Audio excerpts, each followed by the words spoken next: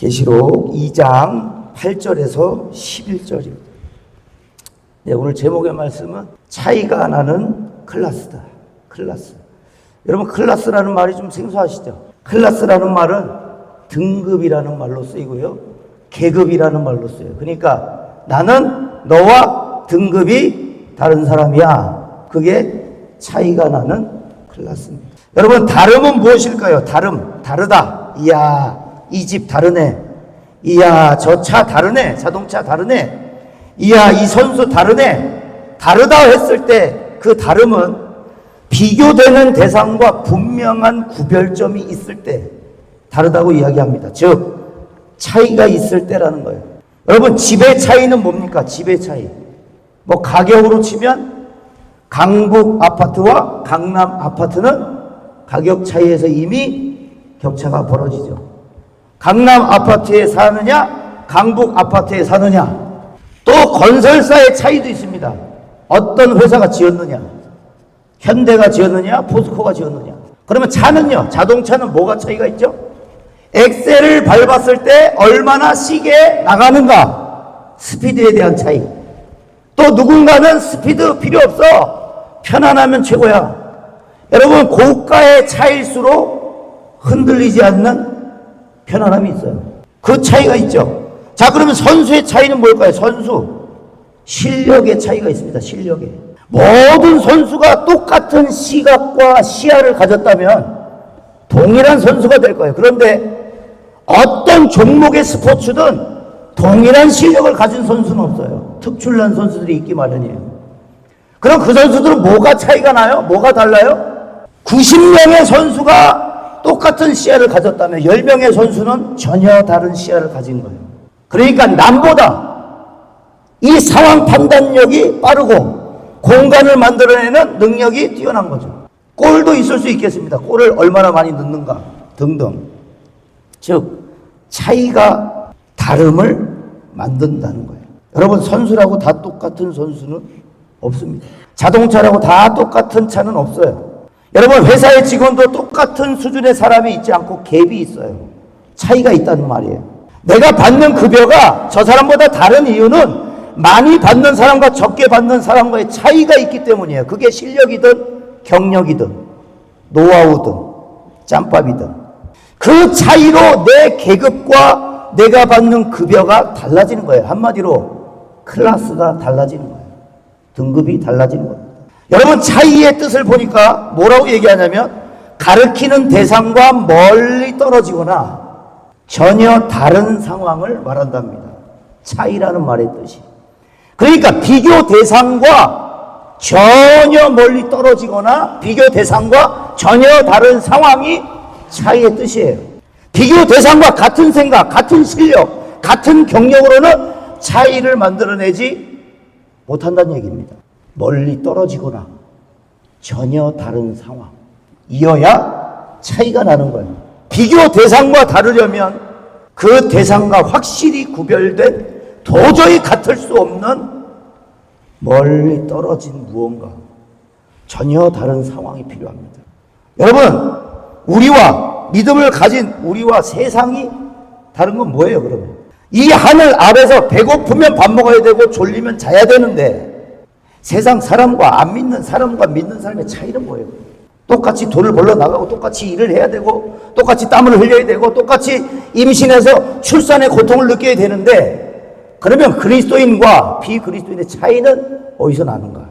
일주일에 하루를 여기서 보낸다는 걸로 믿는 자와 믿지 않는 자와의 차이가 어디서 납니까? 여러분, 얼굴이 막 달라요? 막 광채가 나요? 여러분, 저를 포함해서 젊은 세대들이 주로 많이 하는 SNS, 인스타그램이 있어요. 인스타그램. 거기에 한 영상이 이슈가 돼서 이제 조회수가 많이 올라갔더라고요. 그 영상이 뭐냐면 어떤 한 유튜버가 멀리서 미국 거리에서 영상을 딱 찍는데 저 멀리서 어떤 여자 모델인지는 나중에 알았어요. 어떤 여자분이 당당하게 걸어오는 거예요. 당당하게. 그래서 이 유튜버가 물어봐요. 가까이 올 때 당신의 자신감의 근원은 어디로부터입니까? 근데 이 여자분이 씩 웃으면서 Jesus Christ, 예수 그리스도입니다. 여러분, 이 유튜버가 보니까 다른 사람과 워킹이 걷는 폼이 달라. 걷는 폼이 분명하게 그냥 일반인보다 걷는 폼이 너무 당당하고 워킹이 너무 좋은 거예요. 차이가 나는 거예요. 차이가. 그러니까 안 물어볼 수가 없는 거예요. 안 물어볼 수가. 자신감의 근원이 어디서 나옵니까? 근데 이 여자분이 아버지가 홍콩 사람이고 어머니가 대구 사람이에요. 혼혈이에요. 이 영상이 나간 다음에 수많은 사람으로부터 메시지를 받았대요. 위로가 됐다고. 와, 크리스찬으로서 너무 자부심이 느껴집니다. 당신의 이야기가. 자신감의 원천이 뭐예요? 지저스 크라이스트. 여러분, 차이를 느낀 거예요. 확연하게 다른 차이. 여러분, 우리는 어떤 차이가 있습니까? 월등하게 차이 나는 게 뭐죠? 예수 믿어서 특별히 잘 되거나 만사가 형통해서 오히려 그 반대가 많습니다. 반대일 때가 더 많아요. 특별히 잘 되거나 만사 형통해 반대일 때가 더 많다고요. 아니, 어려움은 믿는 자나 안 믿는 자나 동일해요. 믿어서 덜 고통스럽거나 안 믿어서 더 고통스럽지 않다는 거예요. 동일하다는 거예요. 여러분, 그렇다면 우린 세상과 다르지 않는 거네요. 차이가 없는 거네요. 여러분, 믿는 사람이라고 확연하게 세상과 멀어진 차이가 생각해 보니까 없습니다. 예수를 믿어 고통을 피해보겠다? 어려움을 이겨보겠다? 아니, 그 반대가 더 많다니까요. 우리와 세상은 그럼 무엇으로 차이 나야 합니까? 뭐가 차이 나야 하는 거예요? 특별히 잘 돼야 하고 형통함으로 차이 나야 합니까? 거기서 차이 나야 하냐? 예수 믿었어? 잘 됐어. 나 만사 형통했어. 예수 믿어서가. 그게 차이가 아니란 얘기예요. 여러분, 예수 안 믿고도 형통한 사람이 얼마나 많은데, 잘 나간 사람들이 얼마나 많은데, 회사 CEO 중에 예수 믿는 사람이 얼마나 돼요? 예수 안 믿는 사람이 더 많아요. 그런데 우리가 예수 믿었다고 복 받았다고 얘기할 수 있습니까? 잘 됐다고 얘기할 수 있어요? 참 재밌는 기사가 있어서 하나 가져왔어요.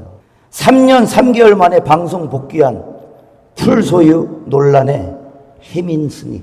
자, 요 혜민 스님이 주로 강의나 강연에서 했던 얘기가 무소유예요. 무소유. 근데 정작 본인은 남산 뷰가 보이는 집을 소유하고 있었고 좋은 차도 가지고 있었어요. 풀 소유하고 있었어요.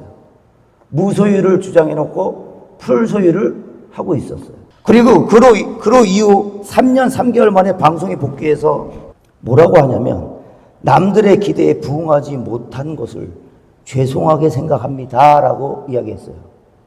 그 영상을 보고 그 밑에 댓글이 달렸는데 저는 이게 대한민국 문화에서 비판을 이 정도로 할 수 있다면 대한민국에 아직 희망이 있구나 이런 생각이 했습니다. 자, 어떤 비판을 했냐면 댓글의 내용이에요. 남들의 기대에 부응하지 못한 게 죄는 아니지. 네가 무슨 연예인도 아닌데 왜 남의 기대에 부응해야 하냐. 네가 퇴출당한 건 너의 삶 자체가 거짓이어서인 거야. 언행 불일치, 무소유를 떠들면서 풀소유를 실천한 너의 이중성, 거짓된 삶이 문제인 거지. 무슨 기대에 부응을 못해 죄송하대. 누가 너더러 이쁘랬냐? 노래를 잘하랬냐? 대중은 너에게 원한 게 없어. 그냥 네가 방송 나와서 무소유 떠들 때 대중은 그냥 들어주고 공감했을 뿐이야. 그런데 정작 네 놈은 풀소유 중인 사기꾼이었다는 게 들통난 퇴출당한 놈인 것일 뿐이지. 저는 이 말이 세상이 교회에게 바라는 게 사랑해달라고 한 적 없어. 용서하라고 너에게 강요한 적 없어. 교회니까 좀 착하게 살라고 말한 적 없어. 다 교회가 얘기한 거야. 사랑하겠다고, 용서하겠다고, 선하게 살겠다고, 착하게 살겠다고. 우리는 하나님의 백성이라고, 빛이라고, 소금이라고 다 너희가 한 얘기야. 너희들은 그런 역할을 감당해달라고 얘기한 적 없어. 무슨 기대에 부응하지 못해서 죄송하대. 여러분, 저는 이렇게 들렸어요. 그리고 내 자신을 봤어요. 그 혜민 스만 잘못된 게 아니고 우리도 사랑하지만 사실은 사랑이 1도 없는 하나님의 마음, 아버지의 마음 말로 떠들긴 하는데 자비와 인내와 사랑과 용서 얘기는 많이 하는데 언행 불일치 사랑을 떠들면서 정작 사랑이 없는 상태. 구원을 받았다고 하면서 정작 구원의 능력은 없는 상태. 예수 믿어서 복 받았다고 생각하지만 정작 제일 암울한 사람들. 여러분, 우리가 차이나야 하는 것은 뭡니까? 얼굴에 광나고 잘나가고 대박치고 예수 믿어 교회 다녀서 복 받았습니다가 아니라 빌립보서 3장 10절과 11절에 여러분 정확하게 들으세요. 내가 그리스도와 그 부활의 권능과 그 고난에 참여함을 알고자 하여 그의 죽으심을 본받아 어떻게 해서든지 죽은 자 가운데서 부활에 이르려 하노니. 여러분, 내가 그리스도와 그 부활의 권능 전에 그 고난에 참여함을 알고자 한대요, 사도 바울이. 그 고난에 참여함을 알고자 하여 그의 죽으심을 본받아. 그의 죽으심을 본받는다는 얘기는 그의 죽으심과 같은 모양을 가진다는 얘기입니다. 십자가를 얘기하는 거예요. 그의 죽으심을 본받는다는 얘기는 그와 동일한 모습을 얘기하는 거예요. 그리고 뭐라 그래요? 어떻게 해서든지 죽은 자 가운데서 부활에 이르려 하는. 어떻게 해서든 내가 죽어서 그 그리스도의 고난에 참여해서 하나님이 주시는 부활을 맛볼 것이다. 여러분, 이것이 우리의 부르심입니다.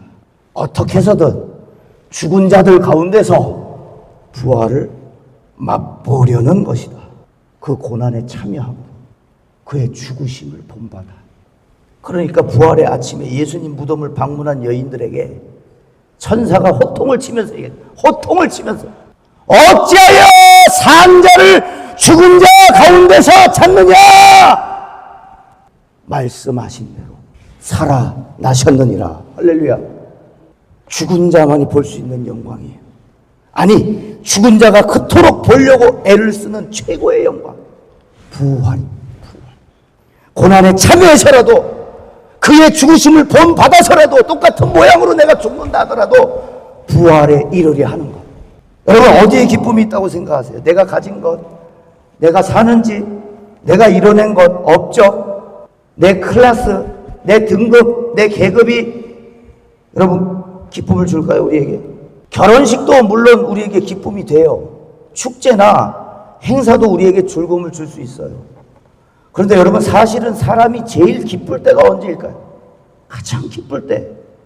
많이 가졌으므로 기뻐할까요? 여러분, 많이 가질수록 불평이 더 많아지던데요.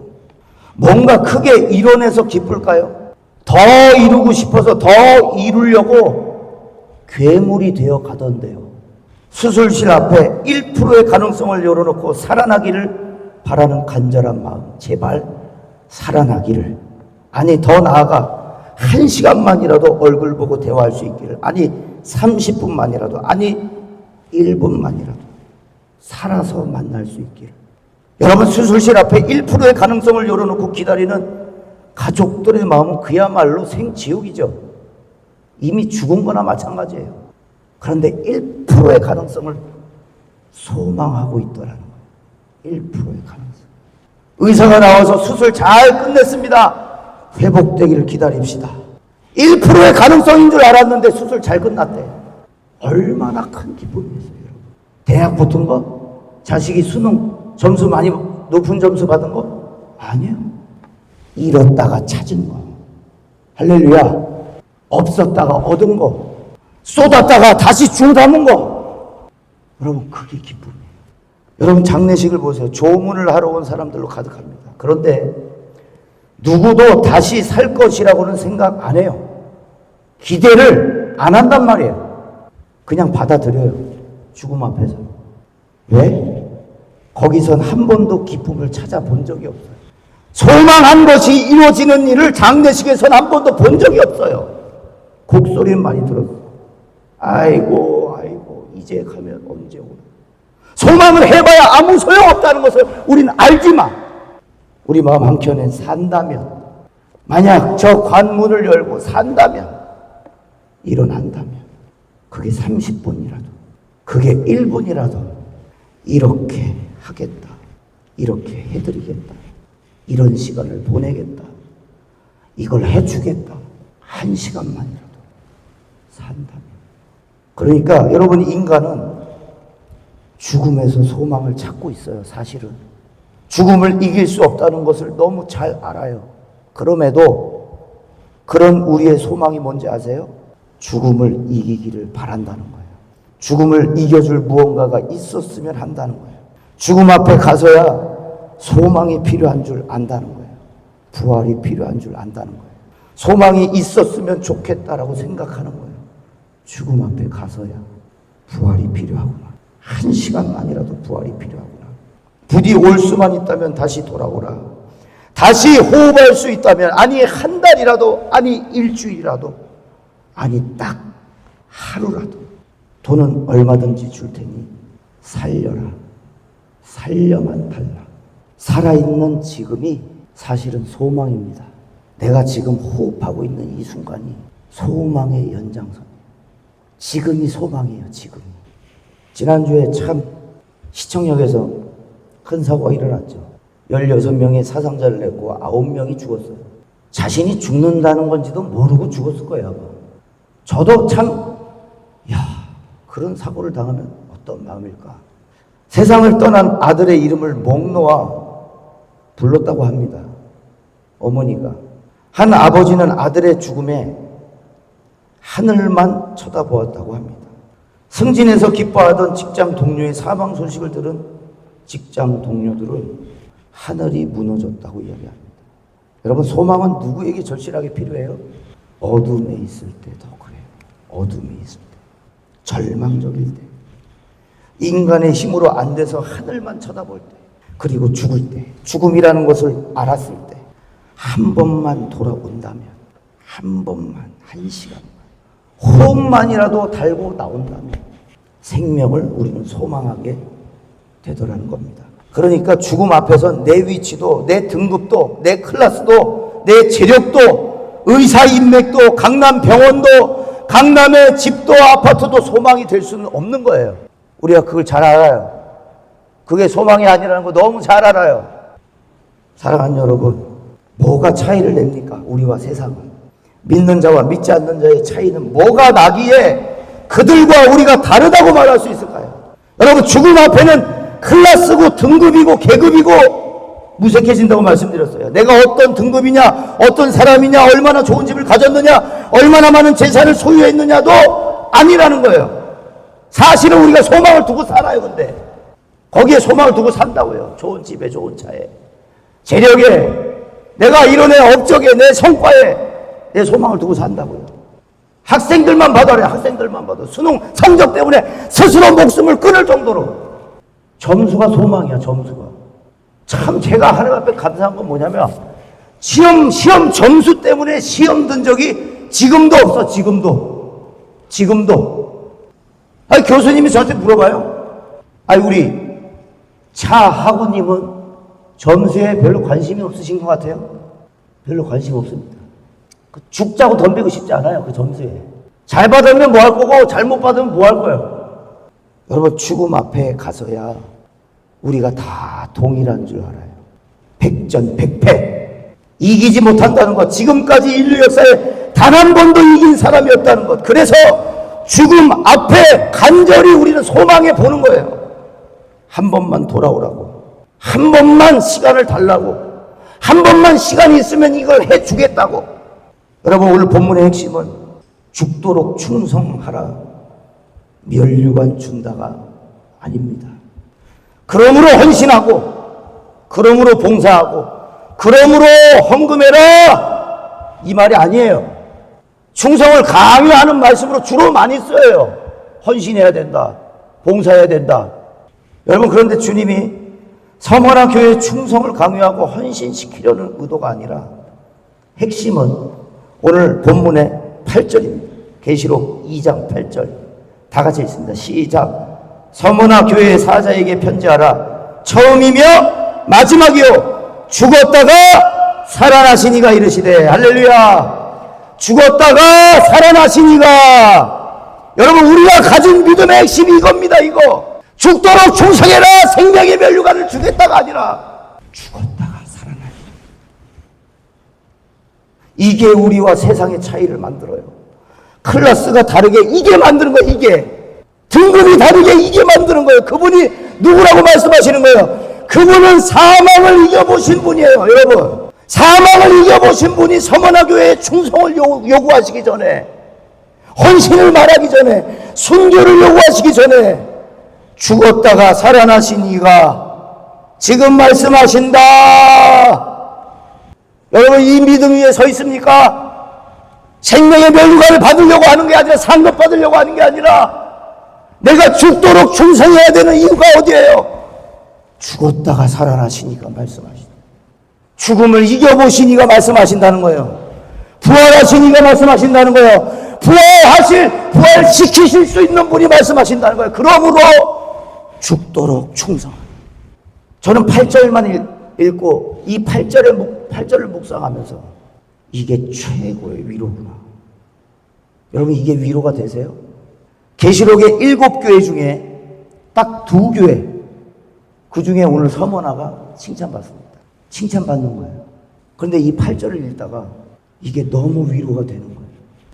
왜? 서머나 교회는 로마의 압제가 아주 강력하게 들어왔던 교회입니다. 순교의 피가 많이 흘려졌던 교회예요.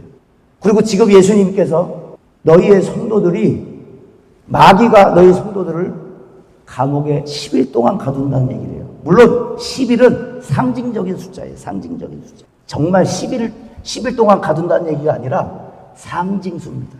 근데 이 8절에 죽음을 앞둔, 순교를 앞둔 서머나 교회에 편지를 시작하시면서 하시는 말씀이, 죽었다가 살아난 이가, 부활하신 이가 이르시되 죽도록 충성하라. 그리하면 생명의 멸류관을 내게 주리라. 사망이 한 번도 패배한 적이 없는 게임을, 모든 인간이 백전백패한 게임에, 고린도전서 15장 20절에 그러나 이제 그리스도께서 죽은 자 가운데서 다시 살아나사 잠자는 자들의 첫 열매가 되셨도다. 여러분, 이 말은 뭡니까? 이제 부활이 시작되었다라는 말이에요. 이제 죽은 자들의 부활이 시작되었다라는 말이에요. 죽음 앞에 백전백패한 인간에게 소망이 생겼다. 소망이 있었으면 했던 우리에게, 누가 죽음 좀 이겨주어 했던 우리에게, 죽음을 이기기를 간절히 바랬던 우리의 소원이, 죽음을 두려워했던 우리에게 이제 기회가 생겼다. 이게 세상과 우리를 차이나게 만드는, 다르게 만드는 요인입니다. 부활. 전혀 다른 시각을 갖게 만듭니다. 부활. 전혀 다른 생활을 만듭니다. 부활. 전혀 다른 환경을 만듭니다. 부활. 전혀 다른 가치를 만듭니다. 부활. 여러분, 부활이 우리에게 미치는 영향은 얼마나 큰가요? 여러분, 예수 그리스도의 그 부활이 여러분에게 얼마나 많은 영향을 끼치고 계세요? 여러분의 부활은 시작되었습니까? 잠자는 자들의 첫 열매가 되셨도다라고 그리스도께서 이미 시작하셨어요, 부활을. 근데 우리의 부활은 시작되었나? 여러분, 서머나 교회는 핍박 속에 있었습니다. 특별히 지금 요한계시록의 저자인 사도 요한의 제자이면서 서머나 교회의 초대 감독 목회자였던, 여러분들 잘 한 번쯤 들어보셨을 거예요. 폴리캅도 예수님을 부인하라는 로마 황제의 협박에도 기꺼이 화형을 당해 순교했습니다. 그가 총독 앞에서 했던 말, 당신은 1시간도 타오르지 못하고 꺼질 불로 나를 협박하지만 영원히 타오르는 세계가 있음을 모르고 있어. 예수님을 부인하라는 그 협박에 폴리캅이 한 얘기가, 여러분 한 번쯤 들어보셨을 거예요. 내가 지금까지 사는 날 동안 그분이 나를 실망시키신 적이 없는데 내가 이 단 한 번으로 그분을 실망시켜 드릴 수 없습니다. 그리고 화형시키십시오. 그리고 화형을 당해요. 여러분, 예수의 부활 사건이 예수에게서 끝나는 일개 한 편의 소설이 아니라, 나는 양의 문이라, 내가 문이니 누구든지 나로 말미암아 들어가면 구원을 받으리라. 할렐루야. 주님이 문이셔요. 주님이 문이에요. 첫 스타트예요. 그러니 죽었다가 살아나신 이가 이르시되 너는 장차 받을 고난을 두려워하지 말라. 뭐가 있으므로? 부활이 있으므로. 죽었다가 살아나신 이가 부활을 시작하신 이가 장차 당할 고난에 두려워하고 있을 서머나 교회 성도들에게 두려워하지 마라. 내가 부활이다. 내가 생명이다. 내가 문이다. 믿음을 지켜라. 죽도록 충성해라. 생명의 면류관을 줄 것이다.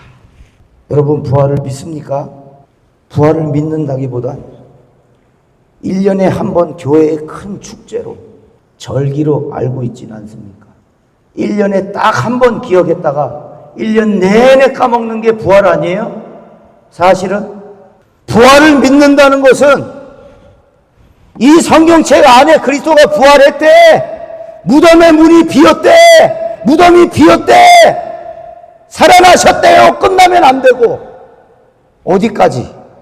첫 열매가 되신 그분이 두 번째, 세 번째, 네 번째, 100번째, 1000번째, 10,000번째, 그리고 지금까지, 그리고 강림하실 때까지. 자, 고린도전서 15장 23절 26절에 그러나 각각 자기 차례대로 되리니 부활하리니 먼저는 첫 열매인 그리스도요 다음에는 그가 강림하실 때에 그리스도에게 속한 자요 그가 모든 원수를 그 발 아래에 둘 때까지 반드시 왕노릇 하시리니 26절에요 맨 나중에 멸망받을 원수는 사망이니라.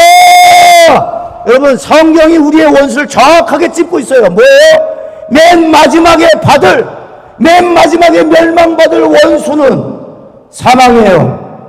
여러분 그러니까 우리의 싸움은 어디의 싸움이에요? 사망과의 싸움인 거예요. 사망과의 싸움인 거예요. 우리의 싸움은. 한 번도 그 문턱을 넘어본 적이 없고 한 번도 그 문턱을 이겨본 적이 없어요. 백전백패. 인류의 기술 가지고 의료 기술 가지고도 약을 가지고도 불로장세 해본 적이 없어요. 김일성도 못했어요. 시신 그 보관하는데 몇 억이 들어갑니다. 몇 억이. 못해요. 여러분 출애굽할 때 하나님이 애굽에 10가지 재앙을 내리시죠. 마지막 재앙이 뭐예요? 장자의 죽음. 첫 번째 것들 다 죽이세요. 그런데 아이러니하게도 직급과 계급과 이런 어떤 등급이 구원받는 요건이 되지 않았어요. 그 말은 뭐냐? 여러분 애굽에 있는 모든 동물들과 인간들은 첫 번째 난 장자는 다 죽었어요. 그런데 이스라엘은 한 명도 죽지 않았어요. 그런데 여기서 중요한 건 택함을 받았기 때문에 하나님이 이스라엘 백성 선택했기 때문에 구원을 받았느냐? 노입니다. 노예요. 노. 그건 선택의 기준이 아니에요. 선택의 기준은 지위 고하를 막론하고 남녀를 막론하고 어린아이 어른을 막론하고 어린 양을 잡아서 그 피를 가지고 설주와 임방에 피를 발랐느냐예요. 여러분 택한 하나님의 백성이어도 그 피가 없었다면 죽었어요. 여러분 오늘 말씀의 9절의 말씀을 보세요. 9절의 말씀. 내가 내 환난과 궁핍을 알거니와 실상은 네가 부유한 자니라. 그 다음이에요. 자칭 유대인이라 하는 자들의 비방도 알거니와 실상은 유대인이 아니요 사탄의 회당이라고 얘기해요. 사탄의 회당. 유대인들은 누구예요? 우리의 조상은 아브라함이야. 우리 선택받은 선민이야. 근데 예수님이 뭐라고 말씀하시냐면 자칭 유대인이라 하는, 근데 실상은 유대인이 아니요 뭐라고 말씀하세요? 사탄의 회당이다. 예수님이 유대인들과 바리새인 지도자들에게 뭐라고 말씀하시면 회칠한 무덤이다라고 말씀하세요. 회칠한 하얀색으로 샥 발라놓고 거룩하고 깨끗하고 고결하고 순결해 보이게 무덤을 칠해놨다는 무덤을. 죽은 거예요. 근데 무덤 외관이 너무 화려해. 그게 회칠한 무덤이에요. 여러분 사실은 우리가 지금 여기에 나와 있는 서머나 교회의 성도냐 아니면 자칭 유대인이라고 하는 사탄의 회당이냐. 여러분 이거 너무 중요합니다. 예수님이 말씀하시는 거예요. 예수님이 뭘 아세요? 서머나 교회가 환난과 궁핍을 아신대요. 서머나 교회가 지금 당하고 있는 환난을 아셔요. 그런데 뭐라 말씀하시냐면 부유한 자다라고. 이건 영적인 풍요를 얘기합니다. 겉은 가난하고 못나고 작고 찌질하고 약해 보일 수 있어요. 그런데 예수님이 부요한 자다. 그리고 나서 자칭 유대인, 자신이 유대인이라고 했던 그들을 향해서 사탄의 회당이라고 말합니다. 여러분, 우리는 서문화교회 성도입니까? 사탄의 회당입니다. 왜 사탄의 회당이라고 말씀하시냐면 그 유대인들, 자칭 유대인들이 서문화교회를 공략을 해요. 어떤 공격을 하냐면 로마와 같이 협작을 해요. 그 유대인들이. 그리고 서문화를 공격하는 거예요. 서문화교회를. 근데 핵심은 10절이에요. 너는 장차 받을 고난을 두려워하지 말라. 사망을 이겨보신 분이 죽었다가 살아나신 이가 이르시되 이걸 기억하라는 거예요. 부활, 내가 죽도록 충성하라. 생명의 면류관을 주리라. 사단이 어찌할 수 없는, 사망이 어찌할 수 없는. 그래서 맨 마지막 우리 11절을 같이 읽겠습니다. 11절 시작. 귀 있는 자는 성령이 교회들에게 하시는 말씀을 들을지어다. 이기는 자는 둘째 사망의 해를 받지 아니하리라. 자, 우리가 이 땅에 사니까 눈에 보이는 것만 보고 귀에 들리는 것만 들어요. 그런데 성경은 분명하게 뭐라 얘기해요? 한 번 죽는 것은 정하신 법이요, 그 이후에는 심판이 있으리라. 둘째 사망의 해는 그 심판을 얘기합니다. 한 번 죽는 것은, 육신이 썩는 것은 정하신 법이요, 그 이후에는 반드시 심판이 있으리라. 그 심판은 믿는 자들에게는 사망이 다스리지 못하는 심판입니다. 그들의 행한 대로 갚아주신다고 그랬어요. 그 심판은 우리를 책잡으시려고 하는 심판이 아니라 우리에게 상급을 주시려는 심판입니다. 주님이 다시 오시는 날, 그날에 멸망받을 우리의 원수, 수천 년 동안 우리를 괴롭게 하고 우리에게 뜻하지 않는 이별을, 허전함을, 외로움을 이 세상에 덩그러니 홀로 남겨두게 만들어버린 사망, 인류 역사 동안 사망이 올까 우린 두려워해야 했고 아무런 힘도 써보지 못하고 그냥 맥없이 죽음을 받아들여야만 했던 우리의 끈질긴 원수 사망이 멸망받으리라. 주의 강림하실 때, 그러니까 다시는 사망이 없겠고 그의 눈에 눈물을 닦아주시며 그러므로 죽도록 충성하라가 나오는 거예요. 그 다음에 여러분, 서문화교회가 왜 두렵지 않았겠어요? 9절의 말씀처럼 환난과 궁핍이 뭐가 좋다고 그걸 선택하겠어요? 여러분, 고난을 왜 피하고 싶지 않았겠어요? 예수를 한 번만 부인하면 사는 선택이 있는데 왜 굳이 죽는 걸 선택하고 싶었겠어요? 여러분, 왜 예수여야 합니까? 여러분, 왜 예수여야 합니까? 여러분, 왜 예수만 믿어야 합니까? 왜 예수만 산 소망입니까? 처음이요, 마지막이요, 죽었다가 살아나신 이가 예수이시기 때문입니다.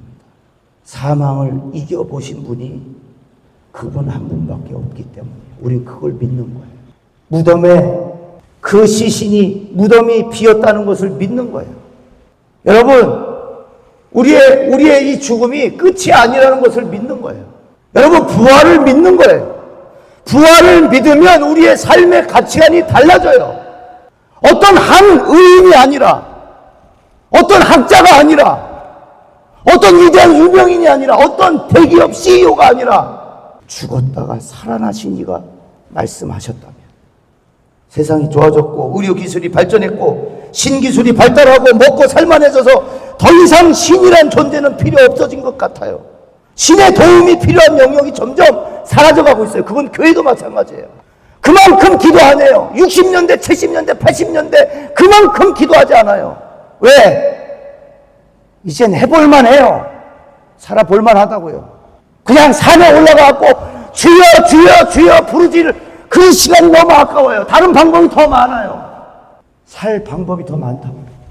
사도 바울이 얘기했던 것처럼 부활의 권능 이전에 그의 고난에 참여하고 그의 죽으심을 본받아 어떻게 해서든지 죽은 자 가운데 부활에 이르려 하노니, 이것이 우리의 부르심이기 때문에 그렇습니다.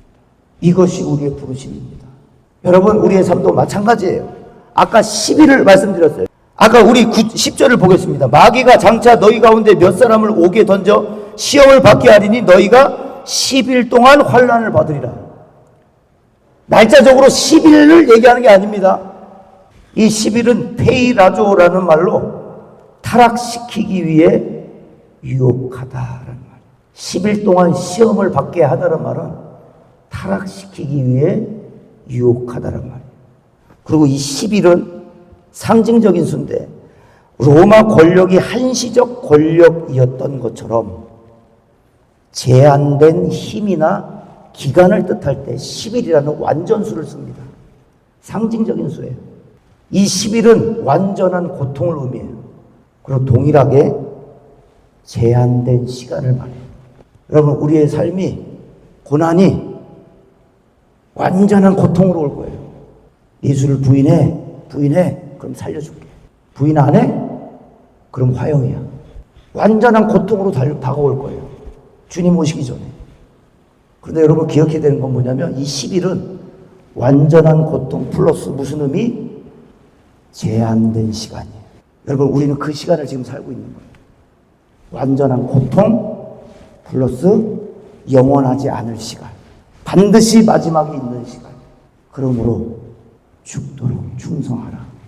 그리하면 생명이 있는 유화를 내게 주리라. 이 7교회가 저는 한마디로 정리를 하자면 7교회 계속 보겠지만 교회마다 계속 보겠지만 한마디로 정리하면 신랑이 오신다. 신부들아 준비하라. 이걸로 정리를 할 수 있어요.